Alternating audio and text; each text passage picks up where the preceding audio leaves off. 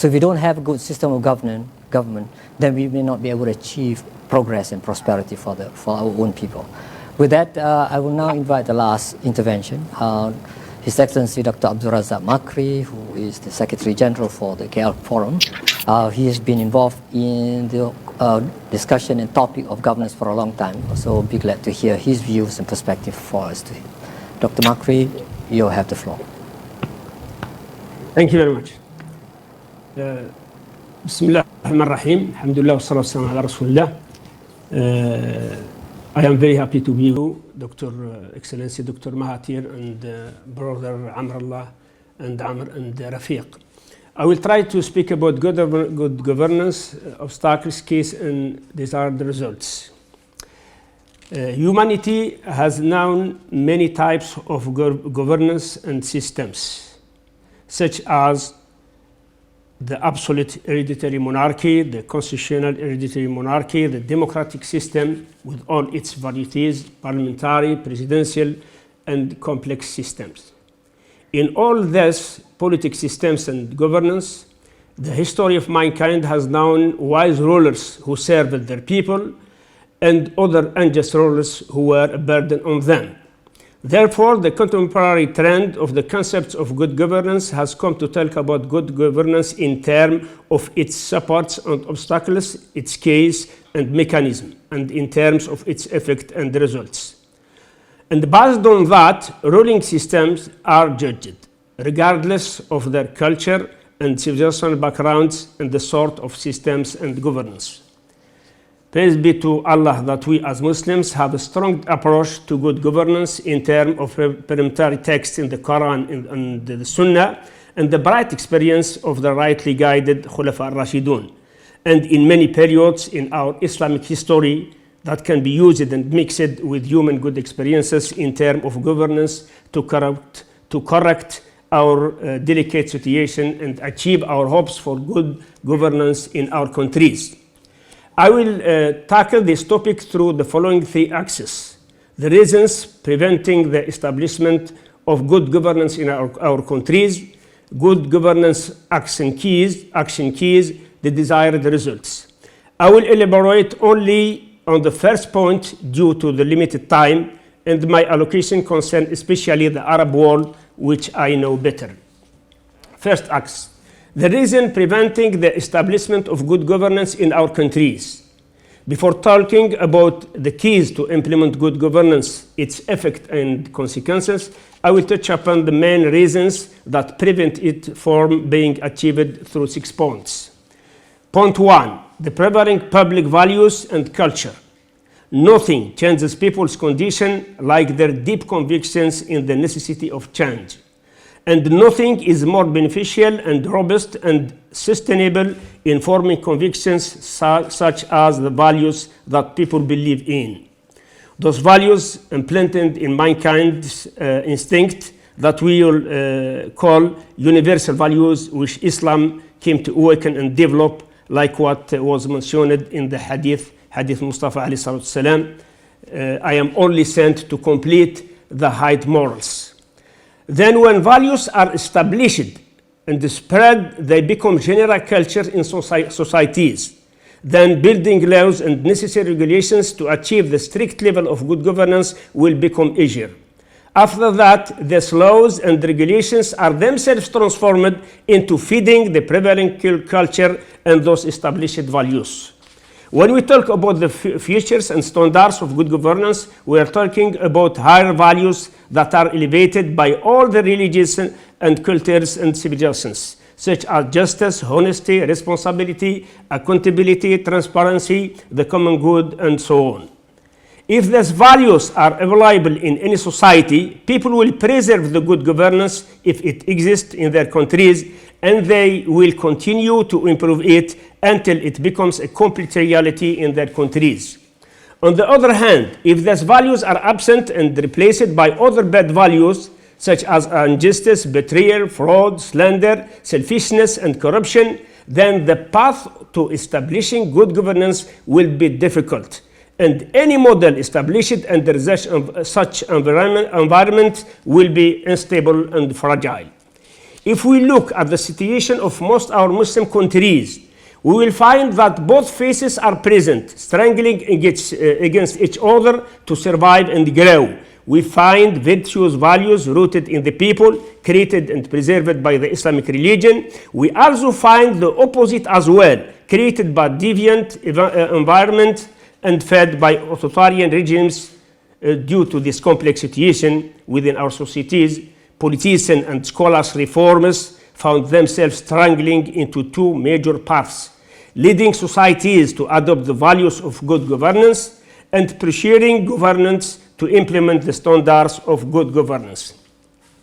In this context, the Kuala Forum has devoted itself to serve the values of good governance and spread them through its conferences, seminars, workshops held in various countries, and through the intellectual contributions of its members and through its various media activities. Point 2, not understanding the importance of good governance theoretically. A fundamental rule says, judging a thing is a branch of its perceptions. And the famous proverb says, man is an enemy of what he does not know. It is not possible to implement good governance in our countries without knowing its foundation by the elites, understanding its standards, seeing its effects in societies where good governance is established, and being sure of its compatibility with our Islamic beliefs and general principle of Sharia, and how they are compatible with the good deep-rooted experiences in our Islamic history. The more the theoretical knowledge about good governance are extended and spread in our societies, the more the resistance against political and social transformation toward good governance will be minimal and their impact will be limited. Unfortunately, only few groups of elites know the theoretical truth of good governance, and many of these elites do not explain properly its foundations and dimensions to the public. Some of them confuse people by introducing some frightening aspects that shake their social beliefs and political balances and make them scared and skeptical. For this purpose, the Kuala Lumpur Forum is working on drafting several programs to convert its declaration on democratic transformation and its declaration on good governance into training programs that consolidate values, spread knowledge, and build skills. These programs will benefit large numbers of Muslims, and we supervised and facilitated by trainers who work for the forum as well as other contributors who cooperated with it. Point 3, lack of skills and knowledge about the successful experiences in good governance among officials and official institutions, parties, and organizations. The Arab world does not know successful experiences in good governance. Therefore, political officials have not experienced its tools and standards. As a result, there is no recognized related skills to be learned in our countries. As we all know, the most difficult type of resistance in political and social transformations is the fear of untested new ideas, programs, and mechanisms, especially among those who are scared to use it and they don't know how to. On this elementary basis, many politicians in countries with transparency and where they do not adopt clear legal procedures in governance, they consider the standards of good governance as intellectual luxury that has nothing to do with reality. For this reason, the Kuala Lumpur Forum, in cooperation with Umran Foundation, has established an international institute for remote education and training. This institute will offer various programs in the development field and the specializations of various government sectors in accordance with the standards of good governance. Registration will begin in the fall of the year. Point 4, lack of direct personal benefit from the positive effects of good governance. However, the values of good governance in societies are prevalent, and however the common knowledge about governance among elites is, and however big the efforts of education and rehabilitation to embody it, not seeing concrete benefits of good governance in the real lives of people does not provide good governments, good rules. A broad base that support them, not seeing concrete benefits of good governance in the real lives of people does not provide good governance and good rules, a broad base that supports them and protects them. By saying this, it is important to remind everybody that what made Dr. Mahathir a respectable and celebrated leader among his people and internationally, and what made him pivotal figure in Malaysia, is his enormous success in achieving development and improving the daily good lives of his citizens. Although the Turkish people would have not stood up together to protect the legitimacy of President Erdogan from the coup if it was not for his good governance that raised the standard of living of the Turkish people and transformed Turkey into a strong, developed and prosperous country. In this context, the Kuala-Lumpur Summit is putting an effort to gather successful governance experiences in the Islamic world and to initiate cooperations projects between them in the service of their peoples and the civilized resumption of the Islamic Ummah. Point 5. The resistance of political, economic and social forces who benefit from the current irrational status quo. The man responsible for the state of backwardness, poverty, poor educational and healthcare system, and other bad conditions lived in the Arab world are the authoritarian rulers who have monopolized wealth, power, and prestige. These privileges became a reason for their attachment to power and preventing the people from their rights to choose their rulers and hold them accountable.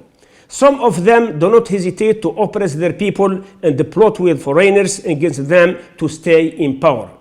However, experiences in history have shown that the continuation of this condition does not last, and things may suddenly turn against their rulers, which can result in losing their privileges and even their lives.